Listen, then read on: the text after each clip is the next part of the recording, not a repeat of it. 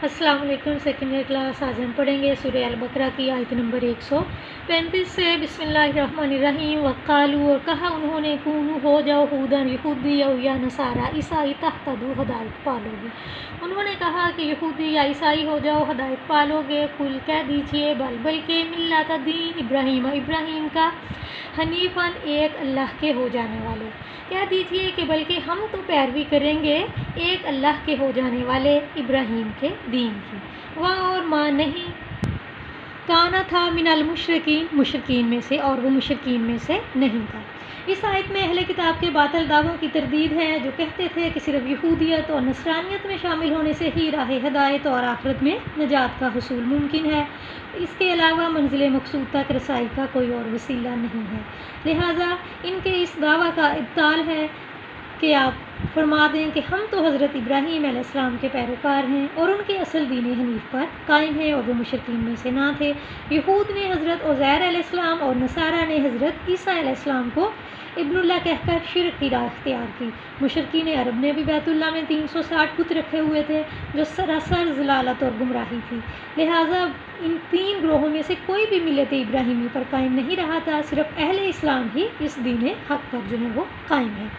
क़ूलू, कहो, आमन्ना, हम ईमान लाए, बिल्लाही, अल्लाह पर, वा और माँ जो उनज़िला नाजिल किया गया, इलैना, हमारी तरफ, वा और माँ जो उनज़िला नाजिल किया गया, इला की तरफ, इब्राहीम, इब्राहीम, व इस्माईला और इस्माईल, व इसहाका और इसहाक, व याकूबा और याकूब, वल असबाते और उनकी औलाद, व और माँ जो ऊती या दिया गया मूसा, मूसा को, व ईसा और ईसा को, व और माँ जो ऊती यन्नबिशूना, ऊती या दिया गया अन्नबिशूना, नबियों को, मिन रब्बिहिम, उनके रब की तरफ से।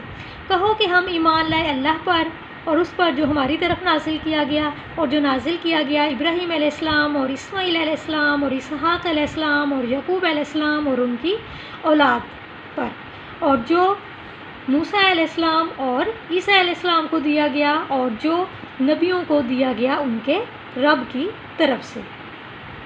ला नहीं, नुफर्रिकु, हम फ़र्क करते, बैना, दरमियान, अहादिन, किसी एक के, मिनहु, इनसे, हम इनमें से किसी एक के दरमियान फ़र्क नहीं करते। व नहनु, और हम, लाहू, उसी के, मुस्लिमून, फरमाबरदार हैं, और हम उसी के फरमाबरदार हैं। अब जो है मुसलमानों को तालीम दी जा रही है कि तुम कह दो कि हम अल्लाह ताला पर और जो किताब पैगंबर के ज़रिए हम तक पहुंची है उस पर ईमान रखते हैं। नीस हम हज़रत इब्राहीम अलैहिस्सलाम और इस्माईल अलैहिस्सलाम और इसहाक अलैहिस्सलाम, याकूब अलैहिस्सलाम और उनकी औलाद पर, और जो कुछ हज़रत मूसा अलैहिस्सलाम और हज़रत ईसा अलैहिस्सलाम पर आसमानी कुतुब और सहाइफ़ की शक्ल में नाजिल हुआ उस पर ईमान रखते हैं।